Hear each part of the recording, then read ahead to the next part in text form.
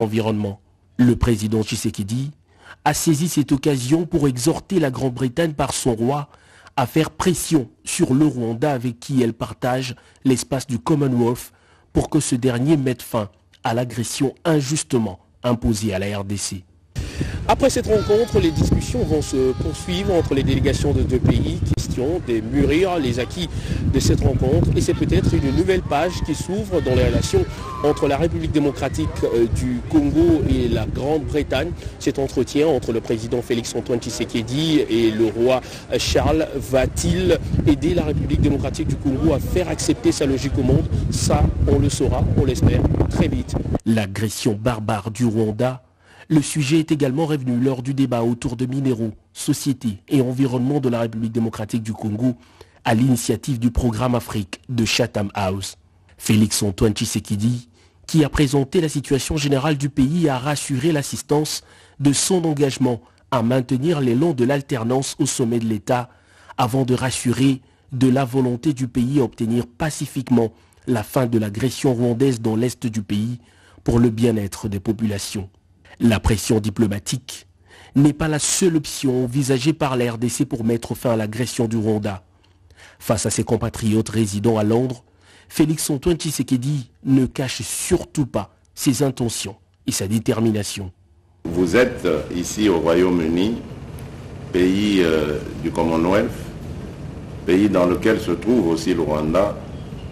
Votre travail doit consister à sensibiliser les autorités britanniques pour que leur pression s'accentue sur le Rwanda. Nous ne voulons pas en arriver à l'extrême, c'est-à-dire à la guerre, mais si on nous y pousse, on n'aura pas trop le choix que d'y arriver. C'est bien sûr la dernière... En père de famille, le président de la République a demandé à ceux de Congolais vivant en Grande-Bretagne qui se sentiront à l'aise de revenir au pays, car, disait-il, la lutte actuelle nécessite les efforts de tous.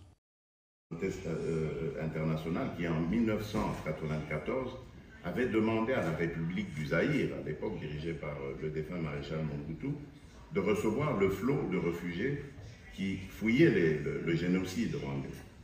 Eh bien, figurez-vous que c'est depuis cette période que mon pays tire le diable par la queue. Nous vivons de misère en misère. C'est vrai que nous avons tous compati au génocide qui a frappé le peuple frère du Rwanda en 1994, qui a fait plus ou moins 800 000 à 1 million de morts. Mais aujourd'hui, en République démocratique du Congo, et ce n'est pas moi qui le dis, ce sont les agences, les nombreuses organisations des droits de l'homme et autres, il y a plus de 6 millions de morts depuis 1994. Des morts innocents, des gens qui n'ont pas demandé à subir ce genre de violence. Il y a énormément de femmes qui sont violées tous les jours. Je ne vous apprendrai rien de ce côté-là. Aujourd'hui, nous sommes un des pays au monde qui a le plus grand nombre de déplacés internes. Vous savez que les déplacés internes, leur situation est beaucoup plus dramatique que ceux qui se déplacent, qui vont dans des pays étrangers, parce que là, il y a au moins des structures d'accueil. Ici, nous n'étions pas préparés à recevoir ces flux de population qui viennent parfois de manière brutale, inattendue, impromptue, et nous devons faire face à tout ça. Mais que peut faire la communauté internationale de manière réaliste? De manière réaliste, puisqu'on parle de la situation d'aujourd'hui, c'est d'abord de demander au Rwanda de cesser de soutenir cette force, en fait, qui n'est qu'un paravent, mais qui cache en fait la vraie intention du Rwanda, la vraie action du Rwanda, qui est l'invasion de la République démocratique du Congo. Bonjour mesdames, bonjour mesdemoiselles et messieurs de partout où vous nous suivez, de partout où vous êtes connectés toujours sur Volcan TV, c'est votre humble servante Marceline Mido, Igwe de la presse congolaise, Moto Volcan Mokonzi, na pesi bino bambote belé, et naza vraiment comme excusez les lobomoni, et zalaki mbutu nga la régie, donc tozo parvenir ko maîtriser problème ya santé to reprendre émission 3 fois vraiment ba excuse belé eza ba problème technique o tozo kutana nango toza na under pressure nde balobaka tozo yeba lisusu te eloko nini ezoleka alors ba émission otango tozo sala yango tozo senga na bino pe bobondelaka ntina na biso parce que ezalaka bitumba donc pression eza makasi ozoyeba te eloko nini ezosala gloire à Dieu nous voici tozongeli bino mpona kopesa bino actualité ya Congo malgré oyebiso boza na under pressure des fois bafili ya ido ozalaki nango ebungi mbala moko okoti mpe na mbutu comment vous allez? Ça fait longtemps na Miss Bino, ça fait mikolo ebele maman Marceline Mido nazalaki bien te o sentir même voix nanga na bundani na voix oyo nazepesa bino bandeko na bundani na voix eza kobunga te mais ça va quand même nakotaki ti hôpital nabelaki mwa mokie nasalaki un peu bafièvre nayebi te soki ezali changement ya climat na comprendre te j'étais vraiment malade yango bomoni moyena na moyena zongela bino mbala moko ezalaki te et nazopesa un grand merci na bandeko nyonso o baza kobenga de partout maman Igwe de la presse le président de la République aza na mboka no na Londres mais oza wapi yondo zali la bouche autorisée maman Marceline batu nyonso bakokoloba makambo mais Angleterre tozozela yo oza wapi ozoyokana te bino moko bo sentir na voix bo comprendre que nazalaki absente ce n'était pas pour rien ezalaki parce que j'étais vraiment malade et le temps ya comme reposer voix ezonga na bundani je trouve que la voix ezozonga te alors pour na bolingo na bino et beaucoup de considération et puis beaucoup d'amour naza nango envers bino base ya Volcan TV base ya Congo Bololo base ya Congo pona bolingo na lobino je ne peux pas me taire et surtout par rapport à moi d'investigation tomekaki ko sala na rencontre ya président de la République na King Charles III alors tolobaki non il faut to ya boyeba eloko nini ezoleka tozali bato tozala mboka oyo tokoki ko expliquer bino vérité parce que ezala bato ebele bapesaka bainformation mususu oyo eza malamu mususu oyo eza ya bongo alors na poko na lelo nakoluka ko expliquer bino mwa mukie na mokuse maetozwi mais naza na mwa comment dirais-je par rapport à l'investigation je n'ai pas encore fini ya kozwa ba élément nyonso alors lobby tokozali susu lobby na bino na 18h na kozwa ba élément nyonso na koluka lisu na kangisa po boyeba koya ya mokonzi mboka awa ezali nini boyebi masolo mingi ndenge boyebi koya mokonzi mboka bapesaka biso aspect c'est-à-dire na mokili ya média balakisaka biso eloko mosusu mais mingi na se masolo pe ekendaka ndenge mosusu. Honorable Jean Moutala, ça fait longtemps. Merci beaucoup, honorable de moi. Maman Juliane Nanjate, la guerrière. Merci beaucoup. Papa Deo Massoudi, le grand guerrier. Oh là là, le grand guerrier. Papa Paul Boavida. Ça fait longtemps. Papa Paul Ozoyo Kanate, le grand guerrier. Merci beaucoup, Africa Liberté. Merci beaucoup, Africa Liberté. Que mon Dieu vous bénisse. Africa Liberté, vraiment, vous avez ma média, vous avez ma cassi. Vous avez toujours Nanzela. Vous avez bonnes informations pour te dire qu'est-ce qui se passe. John Lex, qui sont les 5 sur 5.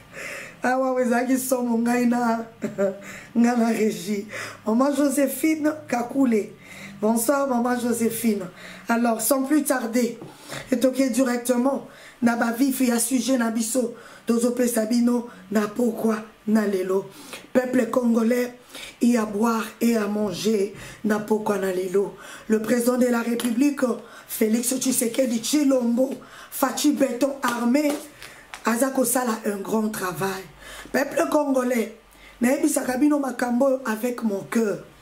Ce qu'il est l'autre perdre Fachi, c'est fini pour nous. bolo bateke ote mama nzamba ko bimisa mutu mususu po je sais ba chrétien to za kana lobeli wana mingi mais bande ko balobaka toujours on dirait na 5 ans mutu makasi abima kaka mbala moko peuple congolais nga moko na ana esengo makasi ya kolobake na supportaka mokonzi oyo na tina c'est-à-dire yo mutu olandaka nga yo mutu ozopesa makasi na yo na sima mokonzi oyo yebaka ke ozosala yango na tina et puis yebaka ke bitumba oyo ozobunda ensemble na mokonzi ya mboka nzambe likolo oyo arecompensaka biso oyo afutaka biso akofuta yo na libota na yo. Alors ce soir à Tokei na ba sujet na biso boyebe loko nini maman Marceline Mido amemeli bino na pokwa na lelo to bandi ebi ke boyo kyango déjà na ba media mususu mais na ebi ke bokoluka pe boyo kango na media mwana mwasi ndazo pesa peuple congolais base ya Congo bololo Nemi Ngaku oh là là. Merci beaucoup, le grand guerrier. Nervous. En tout cas, merci beaucoup, Nervous. Zambalola Pamorabino. Tobandi. Tête à tête entre le roi Charles III et Félix Tshisekedi. Nous allons en parler ce soir. Boyeba raconte Masolonini et Betamina C. Yalikolo ba ebisibiso ezanini. Mais obiso petozui selon l'information tozui na C balobi basololi nini. Agression dans l'est du Congo. L'option de la guerre sera une option ultime si la diplomatie échoue. Wanezali maloba ya président Félix Tshisekedi. Kuna la cour rejette la demande de liberté provisoire aux officiers de l'armée accusés de complicité dans la chute de Bunagana. Nous allons en parler ce soir. Poeboeba et Lokonini et Zakoleka na RDC. Partagez émission. Poebi que tozana bitumba makasi. Na kosenga na yo partager émission. Et puis au like. Yepsa batu kem igwe de la presse aza de retour. Na makasi ya emo konzambe. Le président Tshisekedi n'a jamais nommé un officier supérieur décédé ndenge boyoki yango na ba réseaux sociaux. Tokoluka tolo belabino yango na pokwa na lelo pour réseaux sociaux yo. Soki pe bazwa molimo nini na yebaka te. Tozoloba na ya solo na ya lokuta. Agression rwandaise. Félix Tshisekedi invite les Congolais de l'étranger à plaider la cause de la RDC auprès des autorités de leur pays de résidence. Partout yozali faut capter message oyo parce que ezali message mokonzi mboka à Pessi. Pendant que Soukisa Félix Antoine Tshisekedi est arrivé au Ghana, c'est jeudi pour une visite de travail et d'amitié. Boko Luka. Boye ba yango na poko na lelo. Mais avant ça, tozo la sabino ba vidéo il y a John Chibangu. O ba uti konome, je sais que polémique eza makasi. Mais igwaza wana potolo belango pona ko lexa yango boyete. Boye bibi tumbalanga na lela kabutu na mo ibiso na bino. Tolobi mokonzo za wapi mokonzi chela kabiso bato ya malonga mais vidéo yo esali polémique makasi nazo chela bino to la nango ensemble bolimbisanga bomoni toza déjà na ba problème technique. Je ne veux plus ko tungi sa régie au cas où son et à kobunga tozo chela bino na la portable comme ça bolanda yango et nous allons commencer.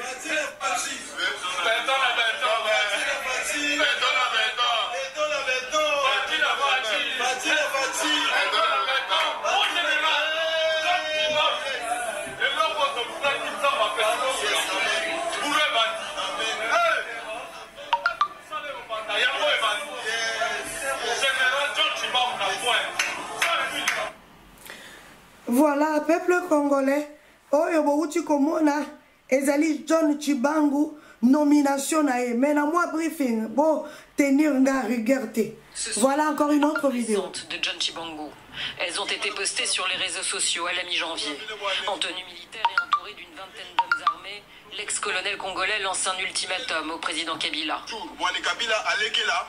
Aujourd'hui, nous donnons un préavis de 45 jours à Kabila pour qu'il se retire du pouvoir. S'il n'abandonne pas le pouvoir, moi et notre groupe Force Nouvelle et le peuple congolais pour le changement et le Front de la démocratie, nous allons faire tomber Kabila.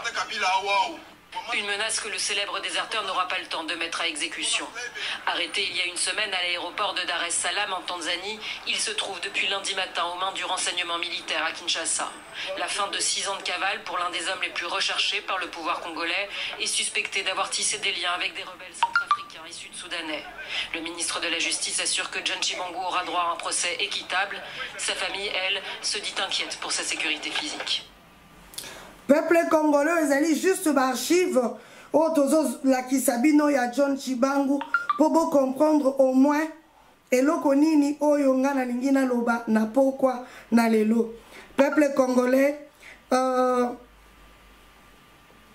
de côté en actualité na biso ya pokwa na lelo, to meka kosolo la moi mukie, comment dirais-je, ba image na ucho la Kisabino ya général John Chibangu, batebele babenginga, balobi maman Marceline Mito, eloko nini ezoleka, mais comment mokonzi mboka akoki kozwa mutu lokola John Chibangu oyo aza na problème na justice ya mboka na biso, aza moto oyo aza cité na makambu ya ba rebelle ya comment dirais-je oyo bakenaki akene kokota na rébellion pour koluka ko combattre pouvoir. Il y a l'époque il y a Joseph Kabila bandeko balobi na maman Marceline nous ont trouvé que général John Chibangu a danger pour na biso.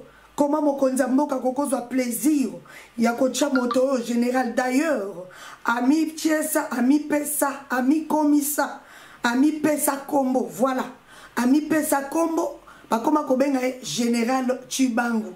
Or nanu kuta komaki na pete ya général te, mais yemo kwa sa koma komi benga général. Matina linga ba vidéo ebele que je ne peux pas kolakisa bino ngwa parce que ça ne sert à rien. Il faut to kene na chose ezali importante. Balakisi ngai non tala ndenge azo se comporter, balakisi ngai petite vidéo ouais azo lakisa ki azo sala moi karaté balobi tala ba général ango ya Congo mama tala ba général ango mokonzi azo kene économie aza ko sala na yeso ki karaté soki nini siko azo lakisa yango poto sala nini tala genre ya ba généraux bazo kisa biso soni na RDC mboka et mama wana nazo kisa bino ba makambo ngana zui pendant temps et absence nanga faut boyoka yango pe boyeba yango et nous allons répondre. Balobi maman général Chibangu wango. D'ailleurs, ce qui est la vie privée naie, mouta désordre. Deuxième chose, et maman Marceline, et d'ailleurs, ce qui coûte à Ozaki a monté coup d'état, a kene kokota na ba rébellion contre Joseph Kabila, et lo koni nezanga ko sala ngo lelo na Fachi. Est-ce que Fachi a tali malamu pour na kocha motoyo? Est-ce que Fachi a réfléchi? Et puis maman tala nanu, ya na ye osangana na ba combattant IDPS. Tala nenga zo sepela Fachi na Fachi bino moko komona vidéo siko oyo général alolenge ninyo yo igwe oza wapi oyo pena o général balobi maman Marceline o pena général to la tsana miso bato wazolo ba Fachi na Fachi azo la tsemso déjà couleur na ye. Or un général azali général ya mboka ya armée ya mboka na biso, mais azo la tsamiso déjà za fanatique ya Fachi. Mais qu'est-ce qui se passe? Et puis, moto oyo, déjà, basi baluki sakaye, na République démocratique du Congo. Mukonzaki a libéré ye. Likolo nango bake kokamata poste ya monene, bapesi. Wane zali ba commentaire, oyo tozui, na peuple congolais, na pokwa na lelo, peuple azakoloba, peuple azakoloba. Avant que na kota, parce que bolimbisanga, tango tozoloba yango, tokokota likambu ya Tsingi Pululu. Eza neloko moko foto luka tozongi sango en ordre po tomoni on dirait tokomo bunga rumba moi moke. Bandeko loko nini toloba. Na pesa kutu nzambe.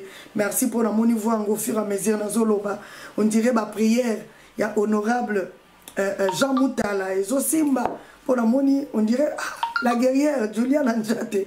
Ba prière de Zosimba pour la qui voix ngo fungwa. Peuple congolais. Biloko nyonso bolobi toboite. Moto aza mutu. Moto aza na caractère na ye. Ezaneti lelo igwe de la presse. Soki nga lelo nazui pouvoir. Attendez na epsaka bino que soki que lelo komi ministre au commis député, même ma façon de parler, ma façon, il y a qu'on m'habiller, façon même il y a coiffure nangai, maquillage nanga, oh tout ce que je mets, bah piercing et consort, tout il faut échanger parce que Moutou a commis la carte politique, Moutou a assumé responsabilité moko na gouvernement na biso, beaucoup de choses il faut échanger.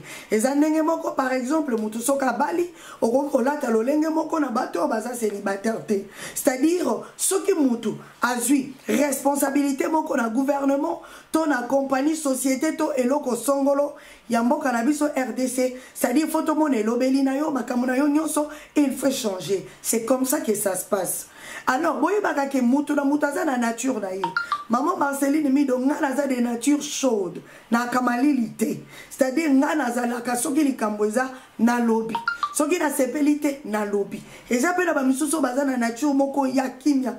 Ya lo barate azo melanyo sur la mutema et vimba kufa nango. C'est-à-dire nous sommes différents. Yango nde lobby te ke loko la général Chibangu a tie fachi na fachi nde bimi ke no akosa la musala na etete. Oezali parti ya vie privée na ye. Tokota la général Chibango na mosala o akosa la biso étant que général ya côté kuna nyonso ya Kasai abunda bitumba alonga bitumba. Soki ba kotinde na est ya Congo akende est a accompagner général Christian Chiwewe na bitumba muneno tozanango kuna na est ya Congo. Peuple congolais, il faut tout ça l'attention. Congolais lingi kaka bato ba na apparence moko ya ko tromper bato. Muto botalie elongi lokola ya meme et suki ya mikuse sans maquillage, sans rouge à lèvres, aelibino maputa mibale. Muto aelibino veste na cravate. Bozo boye barata place ni na sala ra jeter. Place ni na sécurité. Bobi un homme sérieux. Non non non non non. Balobi l'apparence et ça la toujours trompeuse. Biso to lingi bato baza vrai.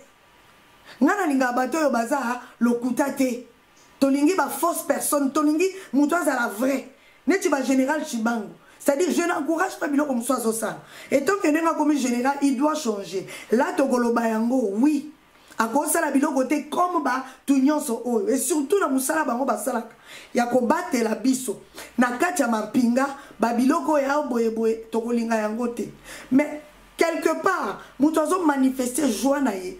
Il faut s'exprimer moi mouké ou ezali juste joie o ya zanango ya kolakisa ke ah na wumeli na souffrance na buni bitumba bakangi ngai et tout lelo pe ba pesi ngai responsabilité moko songolo ya ko sauver RDC na zalaka toujours contre na biso wa congolais ceux qui ba pesi poste à sepelaka tandis que pas mundele ayebaka ke quand on lui donne poste moko a commis na charge moko ya makasi yango bokomona même l'histoire première ministre Nabiso hier a démissionné. C'est-à-dire awana poto, c'est-à-dire to comment un peu avancé, mundela comment moi musika. Habi que ceux qui battent premier ministre, ceux qui battent général. C'est-à-dire à comment la vie n'est commis dans danger. À comment la makamunion c'est commis taf, makamunion c'est commis difficile. Il faut azana challenge, azana lo comment quoi makasi. Il faut appeler sa peuple pour approuver poste au bapesi. Mais le contraire Nabiso. Tomona José Makila, yekutu bapakola ena fufu, abeta na kambulango. On s'est dit mais loko ni le kaka na biso ba congolais. Et comme il nango loko moko ezale pas ba congolais, toko bleme kaka général John Chibangu te ezo sala même la ba ministre ba nommé yewana che fufu na mutu, lobi nango olia konda, azo yaka munene, azo changer ka ba veste. C'est comme ça loko anezo le kana Congo. Na epsi bino na biso ki botali mokonza mboka, boko remarquer que le président de la République azo kitaka. Président de la République a sa taille. Pour vous dire que ce président de la République ne dort pas. Makambo les gars na Congo est tellement sérieux que mon konzambo kazana tango la la te. Mais bon bandara otala ba ministre na biso ba ministre nyonso o bozo mona ba kingo ezo ya ga minene. Mabunde zoya libumu ezoya bon comprendre que il ne travaille pas. Bandeko na ko sabinote. Ceux qui ont travaillé dur. N'habito ya santé nengeni. Okuma munene nengeni. Ceux qui ont travaillé dur. Loba peut-être batumuso bazana sa stress. Tobona na poto mutumuso so azana stress azoya munene. Batumuso so azana stress azoya muke mais non. Mais abiso na Congo bandeko bondi melanga ezana ngoli kambutegeo batumuso so azana stress te na Congo bazozo biloko nyonso na blague yango bayaka na bango santé. Général Tchibangu, Général John Tchibangu, c'est un guerrier. Peuple congolais, nous avons besoin. Il y a Batu Yaboui. Topé ses chances. Bino Batu Nyonso Bobenginga. Na yebisaka bino toujours. Soki ngai na boye loko. Na oyo yebisa bino ki na bonanga. Et ça c'est parce que le président a nommé ngai na kolobate na yebisa bino oyo nga na moni. Oyo na yoki et oyo nga na salinini na comprendre. Général John Tchibangu aza mutu aza na vie privée na ye oyo tokoki kolanda yango penza te. Parce que batu biso ça va comme sérieux na vie aleki leki moi ba étape epelé vie na epezela ki na moi des autres et tant que conscience ki bo moto zongi alinga cha les choses en place tokolanda yango te biso faut totala na domaine ya mampinga ya mosala ya habilité c'est un guerrier muto atombola elongi contre Joseph Kabila abanga quitté mais ebele oyo bandima ko servir Joseph Kabila bazalaki lokola bambua na bantaba ya Joseph babanga etina minicha suka mais voir des gens comme général John Tchibangu kaka la poste ya zalaki nango andimi akota pour combattre pouvoir ya Kabila. Ce sont des gens comme ça que nous voulons oyo tokoki pe ko pesa bango na nous confiance totala lolenge ni nezokende. Bobanga te peuple congolais. Mutu ko trahir biso na moment oyazate. Tozana temps ya nzambe. Bozala na kimia, bozala apaiser. Pona makamba ba vidéo, tozo senga na ba militaire na biso, bozala ka ba militaire, lokola tomona kala bamoka mususu. Botika ka ba vidéo, bozo sala ka ba vidéo, lokola bana mikie.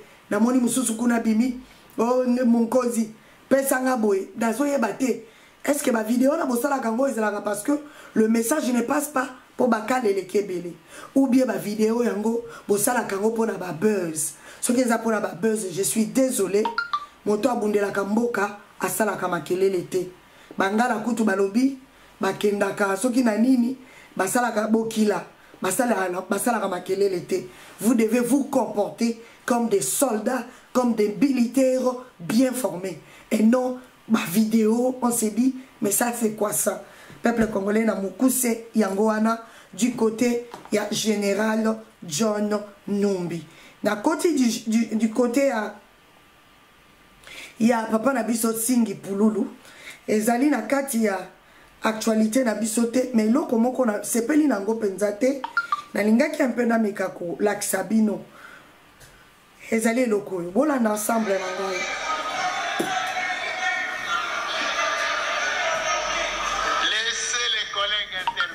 Merci. Vous avez la parole, chers collègues. Merci, Président. Merci encore parce que vous êtes là. Votre présence nous sécurise. Honorable Président. Bon, excusez-moi, je ne voulais pas mettre ça. On a rolobangoka na munoko poto tokende un peu vite nazo cha oyo. Chef de l'État, je peux mettre ça comme ça. Boyo katana ko. Alakisaka biso Joseph Kabila. Andimisaka biso Joseph Kabila. Alengisaka biso Joseph Kabila. Bakome ko benga la bouche autorisée. Bakome ko benga ye attaquer des pointes. Bakome ko benga ye bakombe belé. Mais mukolo oyo bakabwana na Joseph Kabila na 2007-2008. À partir de wana réputation Joseph Kabila comme ko beba. Bokena Genval, Bameli Bino, Fayou Labimi, président Fayou Labimi, président Oyo pour soutenir. Fidel Kamera Benen Mpanza Bendu Abilomba, Kuna Yana to créer bord, pour créer bord. Na Fidel Kamera. Fidel Kamera Vitenga na zongi sima, malgré que Fidel Kamera Nangai, Yonde Zala candidat. Kamera Mtabenda Fachite, Fachim Talongwava. Ezalaka ne mona sumuta comme Daniel ba ngaide, mais na zakunate.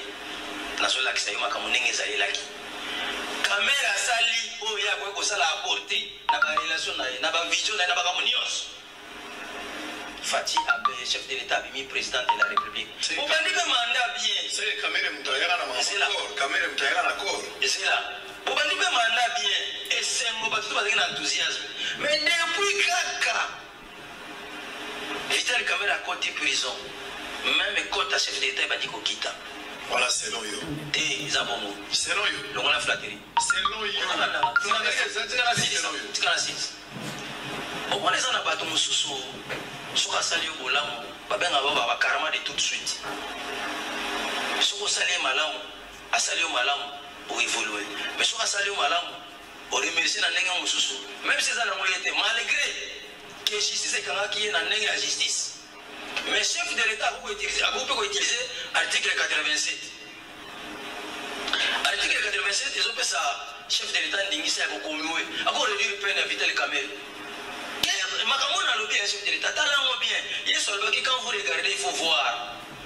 Quand vous écoutez, il faut entendre, il faut comprendre. Talent comme Vital Kamel bien. Et ça parenthèse n'a pas molé.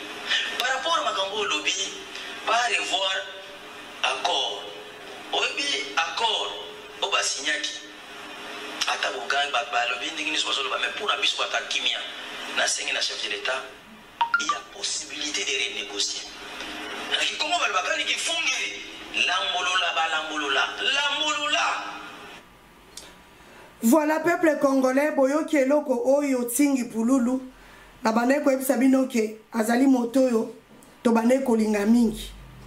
C'est-à-dire azali moto ya yela kibiso oyo tangu chani ayeli biso makambu ya loi chani ngana komo benga ngo loi tingi pululu bino moko boyebi ezalaki esengo makasi tolobi au moins tozui jeune moko oya comprendre les choses oya lobi le Congo eza na maboko ya ba congolais. Mais à notre grande surprise koyoka ba déclaration moi mikolo depuis ba nommé ceux qui vice ceux qui y a DGA ceux qui y a nini ya SNEL pardon papa na biso singi pululu ba pêcher du côté ya SNEL akene ko bunda na makamba courant ba vice-président na mona ka sali une petite vidéo pour na kolakisa biso que non akosala makasi pour na koyeba que eloko oyo bato SNEL ya liboso basala ki ezalaka te ye fa pesa biso courant na RDC mobimba bandeko bozo landa ngai singi pululu eloko auti koloba pona kameri boyebi que l'absence na ngai caméra sengi ba dialogue igwe je ne sais pas là na baneka ko ka bazo robenga mama yoka makambu caméra zo senga est-ce que président Fachi andimi dialogue mama toyoki na RTNC balobi que président Fachi andimi dialogue et loko ni tokoloba na moment oyo bande ko na ngai na komi na badutu makasi na singi pululu omboni biso so muto komi ko ya mabe il faut tous la prudent na yo parce que tozoka mingi tozwa pe baku mingi tokoma ba blessé de guerre siko tellement tokoma ba blessé de guerre tolingaka lisusu te soka ba touche moi muke tokoma très sensible singi pululu aleki epande konanga bosolo na politique pour nous dire que mokonzi fa bandela à revoir ba koro ba signaki na kameri alobi que depuis bakanga kameri quand ya mokonzi moko esali nini ebandi kokita singi pululu bandeko bozolanda nga oyo pe boyebi ye bao pe batalaka nga bao pe baza bandeko na ye pona yebi ke bandeko pe botalaka na ba nyonso oyo basalaka politique batalaka biso papa na nga singi pululu député oyo biso to bandai kopesa confiance mais lolenge oyo yo bandi kobetela makambo toza komono lisusu clarté papa toyebi kozaka mutu a FCC mais toyebi kozaki mutu oyo ozalaki na vision ya chef de l'État ngana lobaka ngo clairement naza journaliste patriote na lobaka ngo ke ngai na supportaka et na soutenaka le président de la République je ne marche pas nini na bomba couleur na ngati je ne suis pas un hypocrite lokola ba journaliste mususu oyo balakisaka biso ke baza l'église au milieu du village mais soko talié boy ozo comprendre que il est pour Fachi otalié bo comprendre que amuta lamuka otalié bo comprendre que muto aza muta président Mazembe. Alors moi je dis ceci na poko na lelo tingi pululu soki muto aza na sima ya vision mokonzi mboka te peuple congolais bozolanda nga il n'est pas avec nous. Il faut tous à la claire. Bandeko soki na fandi na se malade. nazotala ndenge tato yo Tshisekedi biloko ya za koloba biloko ya zo beta oyo Lumumba kena na sama bele pona yango et puis ils ont la bateau mususu parce que mon biloko mokonza mboka zo beta ba mona ngolo ko na lisaponge parce que yeba te que les choses au mokonza mboka zo bimisa eza biloko emema bateau na liwa ezali biloko ya kolakisa ke muto a se révolté eza biloko ya koloba ke je suis derrière mon pays eza biloko ezalaka oyo tolobaka na bakino balobaka oyo koya eya c'est-à-dire muto a signé yoma muto a signé bagarre muto a signé bitumba. Mais il y a des gens comme Bassing Pouloulou, oh les lots bazo bimela bisu pour nous dire que quand ya mokonzambo ke sala kinini et kitaki tangu bakangi kamere. Yango Singe Pouloulou, ozala kana RDC to fana kana Mali. Makambo ezole kana RDC yebi yango to ruti kolia chweke parce que bino bozala ka soki basi ba lié sibino. Bolie soupu, bolie chweke, vous oubliez au bout que population comme qui simana yo.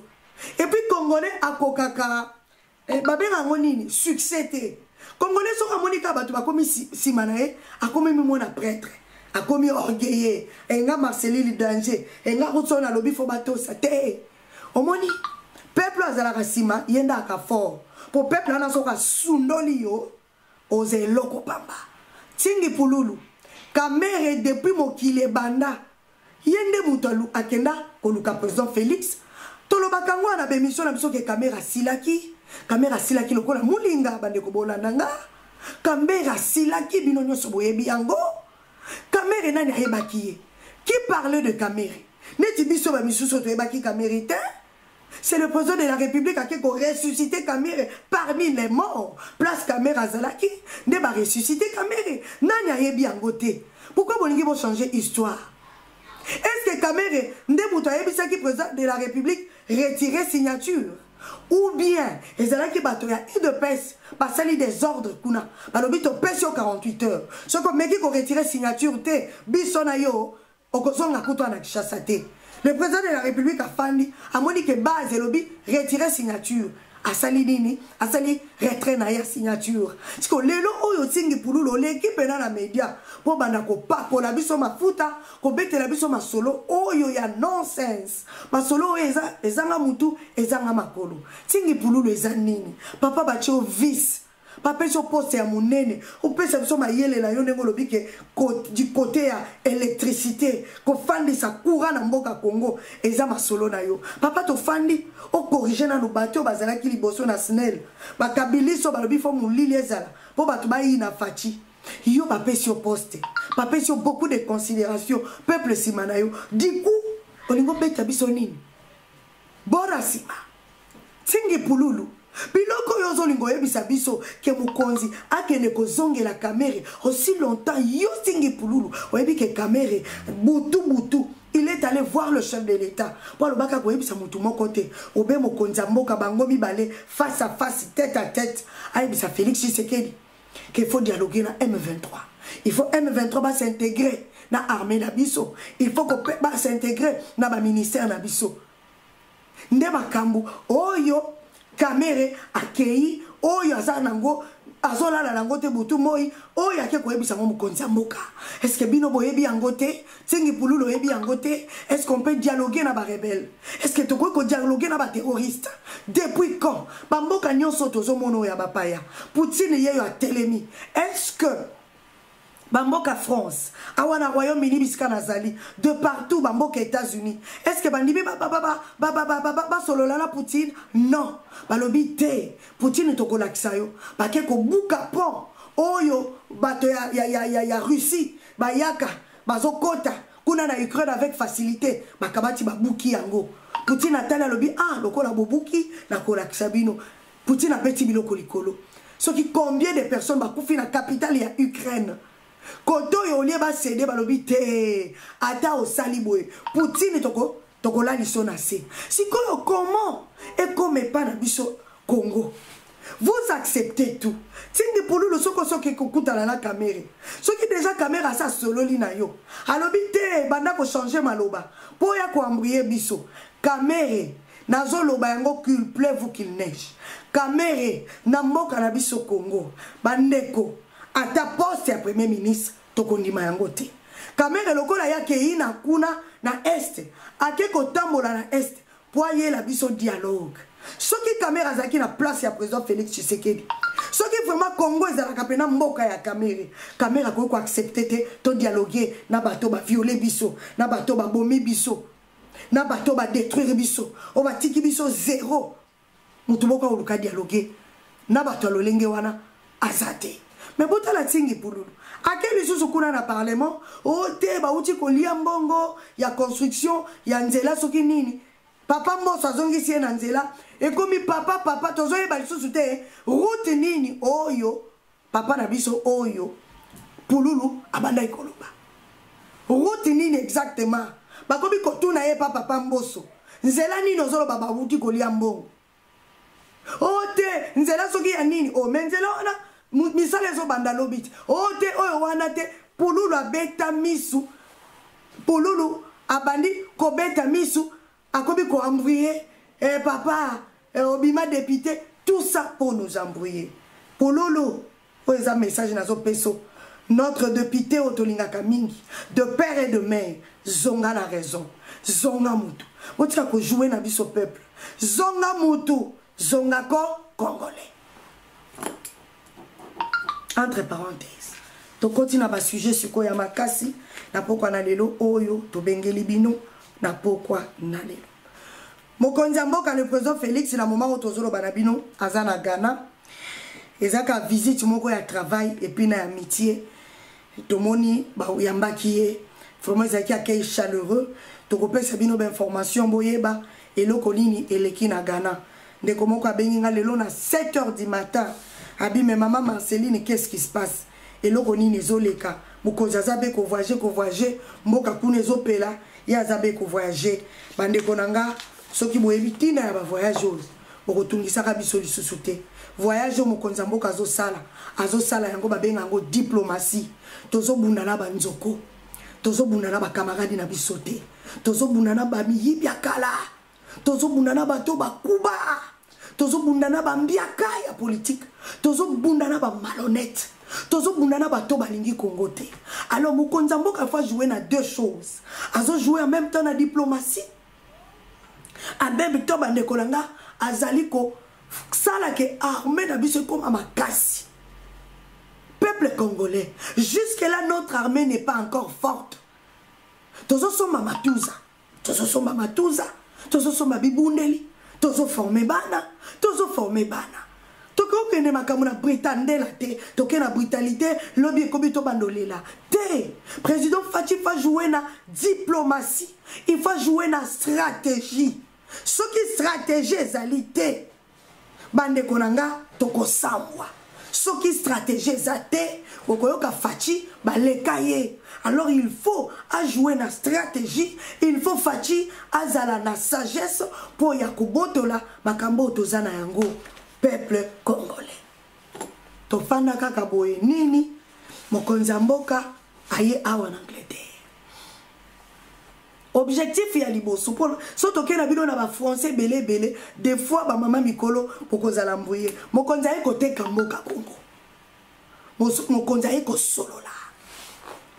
Mokonzi afandi to betela kibino lisolo mwasi ya mwana ya reine Elizabeth to betela kibino lisolo akendaki kuna na este ya Congo kokende kokutana na docteur Mukwege avana na zonga boyebi masolo to betela kibino peuple congolais, c'est-à-dire princesse oyo akendaki kokutana na Mukwege asololi na Mukwege après kokutana na Mukwege alekaki na RDC ake kokutana na Beton masoloni ni basololi na Beton biso na bilo toyebi boyebi tango président Félix Tshisekedi tango notre reine Elisabeth akufaki reine Elisabeth II tango akufi ezala bato belé balelaki balobi mais ndenge nini mokonzi ayete bato pe babenga nga babi mais non Fachi fala profiter na biloko aboyi.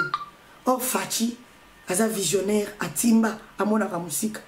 président Fatia Tina qui papa Mbosso to epsa ki bino monsieur Mbosso aya qui a représenté ici to ekomona ba ekobengisa mokonzi na Financial Times babengisa ye pona nini bandeko te yaka toyeba ndenge nini masolo ba business ndenge nini masolo ba environnement masolo mo ebele o mokonzi ayaki nango mokonzi la mutu na lobi c'était une bonne occasion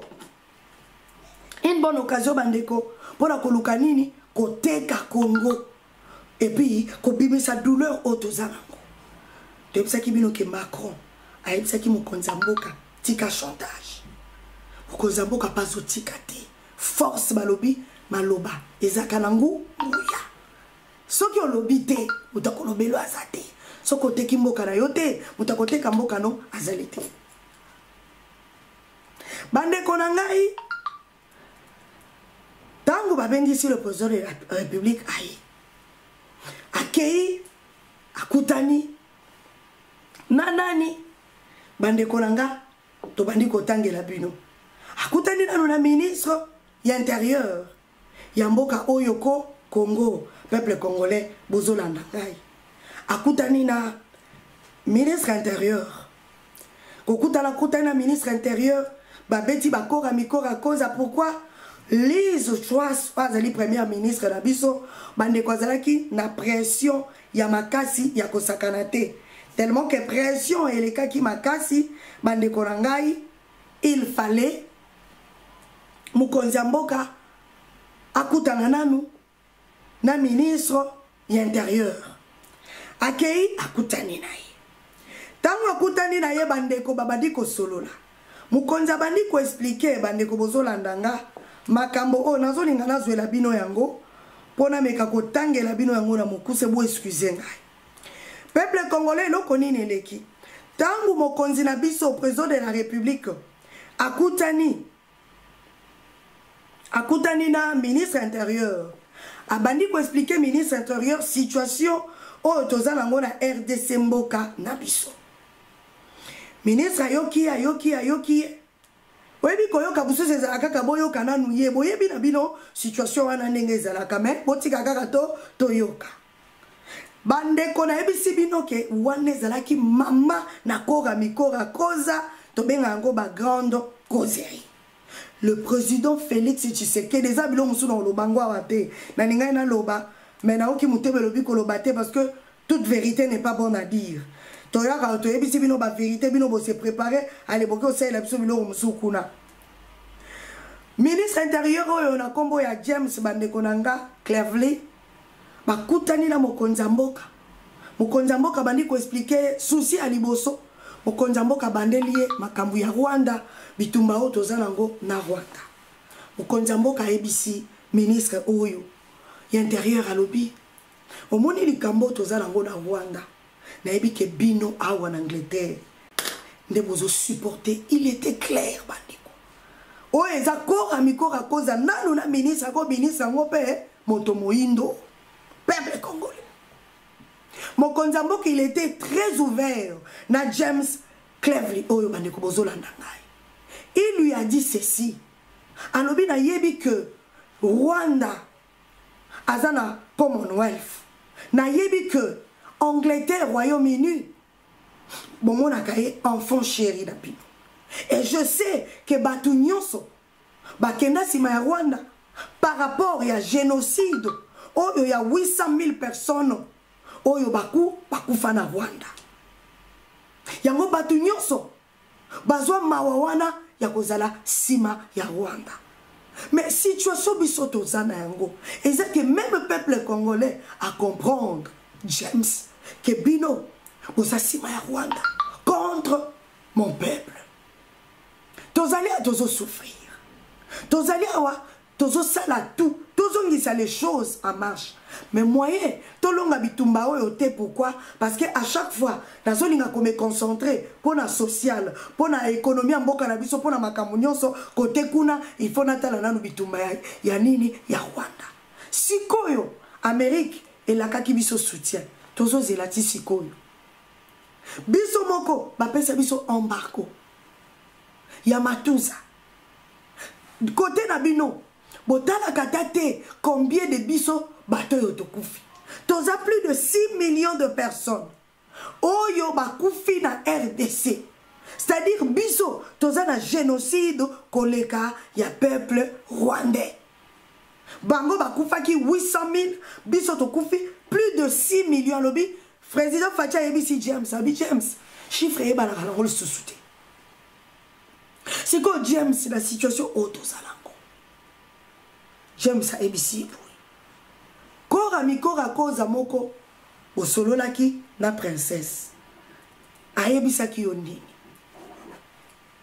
mokonzi ayebisi esko makambo basololaki na princesse on ayebisaki binoke bato oyo babimaka pamba te akei o mukwege ake kosuka kule pa mokonzi ya mboka masololi ni basololi bayebisi nga na bayebisa bino yango ate tangu mokonzi a convaincre nani James Oyo ministre intérieur président de la République a convaincre ye président de la République bandeko bozolandanga a promettre bango makambo to koyebisa bino awate boyebi na mboka na biso toza na système ya kopesa bapesi mokonzi mboka bandi ko expliquer ba condition bapesa ki ye oyo ya koki kondima yango te alobi preuve aneke ba bloquer même biso ba investisseur bayati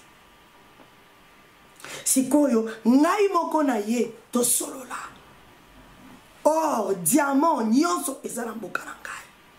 Comment vous voulez que traiter na moto yo place or diamant lithium nyonso boyebi coltan ezala kana mabele na yete bozo ke ko traiter na moto wana sikoyo ngai moko kolomboka mabele kita nyonso boli ko traiter na nga directement te Fatia ABC James Oyo abi ekosala combien de temps obilo bokosala na Rwanda obilo bokolinga Congolais zo continuer kokufa si mokili mobimbezo yeba que bino boza sima ya Rwanda parce que bozo supporter Rwanda bandeko na ngai basalaki 1h20 minutes ya discussion nasuka nango secrétaire pardon bolimbisanga azaki ministre daza secrétaire d'état ya affaires étrangères li solo ministre intérieur et kotinga makasi pour te solo la masolo ministre intérieur peuple congolais bozolandanga secrétaire d'état aux affaires étrangères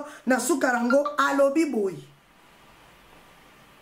alobi vers c'est-à-dire à renforcer coopération entre so batu balobi que tozo renforcer c'est-à-dire liboso ezalaki ya bongo mais secrétaire au bandeko nanga d'état ya affaires étrangères ya mboka na biso na Royaume-Uni mutoyo na gouvernement ya Boris Johnson azalaki Lisa Koti azakaka awa Lisa démissionné c'est-à-dire na gouvernement mususu ekoya aza c'est l'homme le plus fort et puis côté stratégie ya moment batie na nini na batie côté affaires étrangères aza makasi bandeko nanga na masolo ya bamboka mususu ko solola du côté à diplomatie du côté à ko ramener moi kita na kati ya Royaume-Uni c'est-à-dire aza ministre moko c'est-à-dire azali ministre moko ya makasi ya kosakana te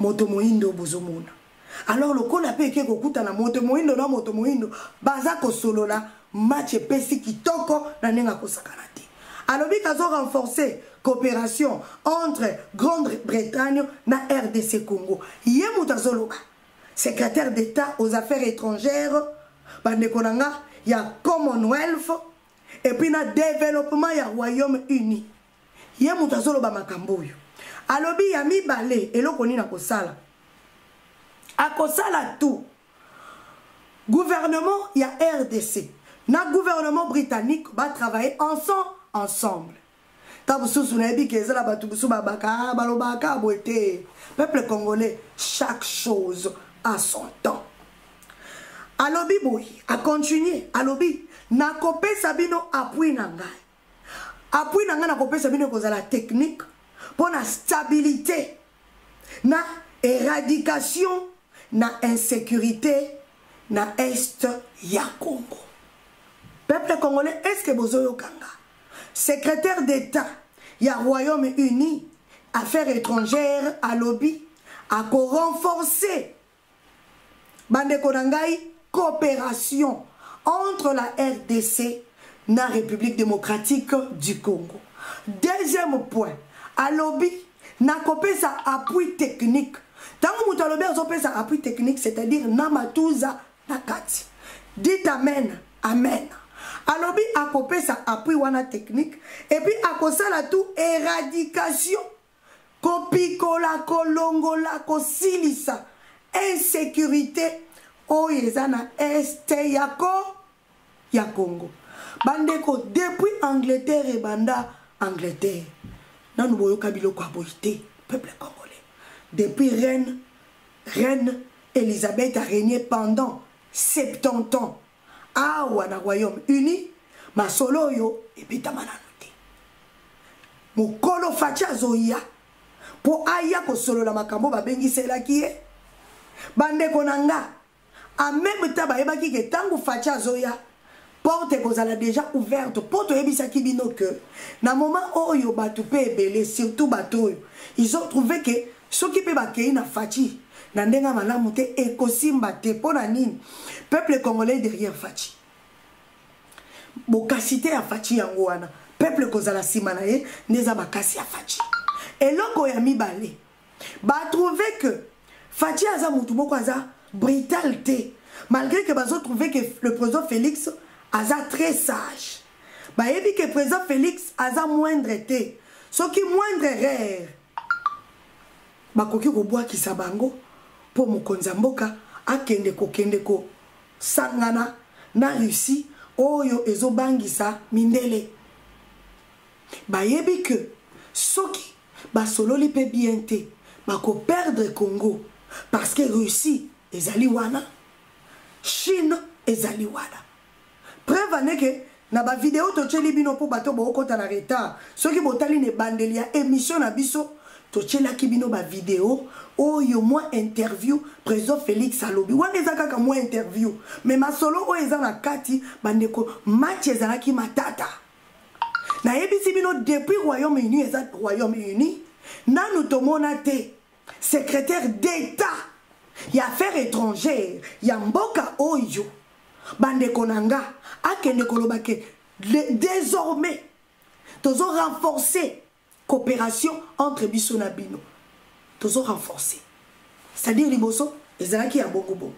Deuxième chose a opesa biso appui technique et puis akosala tout ba pikola eloko nini makambo nyonso ezoleka na este ya Congo siko botuna ngai tangu muto ya lobi boye eloko nini facha betie yango na bisi bino ke ezala makambo biso to yoki po boyebi bandeko na ngai nazwaka ba coup de fil mususu ya batu ya awa to wana ba congolais mususu o bazalaka awa abengi opena na private number c'est-à-dire anonyme bobe anonyme numéro soki masqué voilà numéro masqué abandi ko peso information alingi kutu yo yeba été essentiel a peso information oyebelo konini eleka peuple congolais siko butu nanga soki mokonzi mboka ya kité masolo oya sololi na secrétaire d'État ya Royaume-Uni oyo alingaka yeba yango te facha sololi nini bandeko facha beti bala likolo James oyo pe moto moyindo face à face na fachi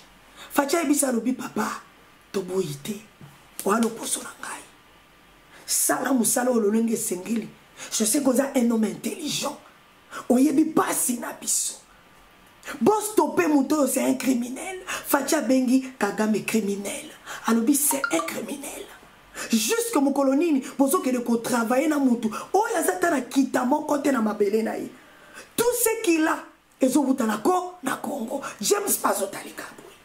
Mais pourquoi bolingite biso na binoto solo là? Pourquoi bolingite biso na binoto solo là? Oyo bozana poste oyo bozana ngona besoin pas Kagame boya nango directement. James alobi non, problème ezali yozade ko funga mate. Président Facha lobi te. Avant ngana fungama, il faut bino bosili sa bitumba oyo bino bobandaki. Bande ko biloko muso balobango boyete. Maintenant boko maka face à face na mutu, bolo bela na ba vérité. Abi papa bitumba obino mobandaki force obino bopesa Kagame pona mawa obino boyokela kiye siko ngai lelo nazo kufisa 6 millions James atuni alobi siko yebisa biso est-ce que ozo promettre biso que ndenge to komi na yo oko continuer na Russie pour to yebi ko za déjà na ba relation na Russie président Facha Lupi naza na relation moko na Russie te souci na ngai ezali armée na ngai ezala forte souci na ngai ezali nazala la matuza oyo ekoki mboka lokola Congo na koki ko fanda boete sans pour autant nazala na une armée forte sans pour autant nazala na sécurité soki lelo bino bo pesinga sécurité bo pesinga nyonso à quoi sert na ke koluka matuza libanda James ABC message reçu nengozo kende d'ici tokoma na fin de l'année situation à est à Congo est aussi là peuple congolais nde oyo biso tozwi comme information balobi na situation est aussi là James alobi na eboui et kosuka awati King Charles III azana besoin à sala nini a solo la na yo tozo zwa rendez-vous okutana na King alobi na système ya monarchie boyebi ba monarchie nenge fonctionnaka roi azana tant kota na politique te roi koki kokota na makama politique te il faut que gouvernement et ça la politique mais King malgré ça il y a kota ka politique na CCC politique et d'ailleurs na ko signaler yo que King Charles aza même d'accord te bande ko to ebisa kabino ang boloka bondimaka babso bandima biso to ebisa kabino awo que King Charles tangu balobi tangu Kagame réclamé o ba pesa ye ba réfugié ya kotoyo ba kene na Rwanda to betela kabino lisolo o ye inda ka bande ko na biso ba bimi King Charles n'était pas d'accord avec ça King Charles ba salela écoute polémique bande konanga na ba journaux ba koma kiango King Charles alobi non na ça d'accord te bozo ba réfugié botina bango na Rwanda na epsa kibino eloko na sepela ikeka na King yango wana malgaza la kampe mbutu eloko wana tanga loba King na lobi oh mon Dieu nzambe merci peuple congolais bota la regard parce que tu as un problème technique mais peut-être lobi to kochela bino bota la sikoyo photo lobi to kochela bino mais bandeko bota la kipe ba photo wana pona boka kyango pe na les amis de Congo bololo soki bota li photo ya Fachi bota li photo ya King Charles III vous trouverez que balobi body language c'est-à-dire on dit ni ko na français européen oui banini na biso comment dirais-je body language efundaka botalika elongia mutu ndeka to mona ki akagame facha zo sekate pas de mbote mais soki botali King botali lolenga yambi mokonzi vous trouvez que basolo chitoko ezali awa King akutani na président de la République basololi pendant 50 minutes peuple congolais sans intermédiaire ye kaka na Fachi King ayebisi Fachi wana eza masolo ya seto yoki na koloba ndambu na kotika ndambu King ayebisi Fachi alobi eloko nini olingi tosalela yo tolandi yo na Nations Unies tolandi mouvement nyonso tina ndenge lelo oyo ondimi onyata awa na Angleterre masolo bosololi na James nini secrétaire d'État ya affaires étrangères toza au courant na yango kasi ngai moko etake King malgré na monarchie na okota politique te mais oyo eza bakatimini kora mikora koza olingi nini Facha yebisi ngai na sengi yoka keloko moko il faut bon neutraliser Rwanda parce que Rwanda quand on parle de Rwanda on parle de Kagame c'est un criminel Kagame azo bebi sa image ya Grande-Bretagne peuple congolais maloba oyo Facha yebisi King alobi ke image ya Grande-Bretagne bazo salir yango et pas Kagame sali tout à côté na Commonwealth pour se couvrir na ba crime oyo commettre na RDC King asotala alobi lelo makambo este ya Congo bitumba este ya Congo bayebi ke yo na États-Unis ne boza likolo et surtout balobi ke Royaume-Uni boza ba parrain et King oyebi bien que soki yo lelo malgré oza na politique te soko passer message et pas Kagame abimisa ba rebelle juste liloba no moko Kagame ko bimisa ba rebelle nyonso King atali King atali président Fachi bande ko balobi King afandaki pendant 1 minute azolobate président Fachi pas osé la réponse à King a émissi alors pour le moment tous un intérêt à sauver mboka na biso Grande-Bretagne alors crise moko ezo la biso ya makasi o eko saisir monde mobimba tokozala na besoin ya mboka na yo tokozala na besoin ya batu lokola yo côté ya King bibisi mokonza mboka za mutu moko azo coopérer abisi ya lobi oza na soutien nanga 100%. Tokosala tout. Si to koma na descend, situation est ya Congo sala nini ici là. Peuple congolais, ba américain balaka biso tozwa eno côté. Mais au moins Angleterre na no la kabiso te na ebisi bino, soki bino boyebi ke belaka, bokomelanga awo. Bokomelanga awo se boyebi ke te na Royaume-Uni basi balaka. Place oyo nde fandi sa pouvoir ya Kagame. Kagame azalaka enfant chéri ya mboka oyo. Na ministre zozolo belabino King ayebisi président Fachi que tokozala na besoin na yo, tokozala na besoin ya Congo par rapport ya crise ou ko beta biso na monde entier. Alors yango yo na ebisi bino ke tango babandi masolo eloko ya liboso King atuni Félix Tshisekedi alobi olingi nini na salela yo nini. Bande ko bozolanda ngai toyebisa ki bino soki nzamba azali pour bino même ba ennemi na bino nzamba ko balusala bango mayele. La situation s'est passée na poko na lelo na masolo ya Katimini président Fachi na ebisi bino que masolo oyo esolo makapamba te ezalaka lisolo ya opesi yo pe basalini bapesi mais boko salate ke bitumba Fachi bande ko lobake ko pesa nanga il faut la 50-50. Exacte que bino bozui 70 potikali biso na 30. Batuni lisusu Fachi lobi eloko ya mibale. Ezali bosi lisa bitumba est azana Commonwealth bo protéger kaye na yebi ke King yo soko bengi Kagame. Badeko do Fachi ke kutu, c'est-à-dire ezaki basolo nire petit na ye na vie na ye. Abiyo soko yebisika Kagame bengi ye yebisa ebibisa bitumbesi King yebisi alobi je vais le faire King atuni bongo masolo nazoyo kaya ba bloc pétrolier oyo ezandenge nini tozo yoka yo ozodindama Fachi alobi te masolo ba bloc pétrolier na ba bloc gazier et ko aider d'Angleterre. Nga souci na ngezali bozoluka ko protéger moto ya zoboma ngai plus de 6 millions. Alobi King plus de 6 millions chiffre e banakate. Alobi est-ce que King yondimi ba bloc pétrolier nyonso tozanango toko servir ango kaka Congo ne ko se servir nango King otalai habité ba bloc wana eza pour servir monde entier. Y compris l'Angleterre, surtout ceux qui Angleterre et si ici situation oyo peuple a souffert pendant longtemps. Peuple a se retrouvé na Matouza armée na biso comme armée forte.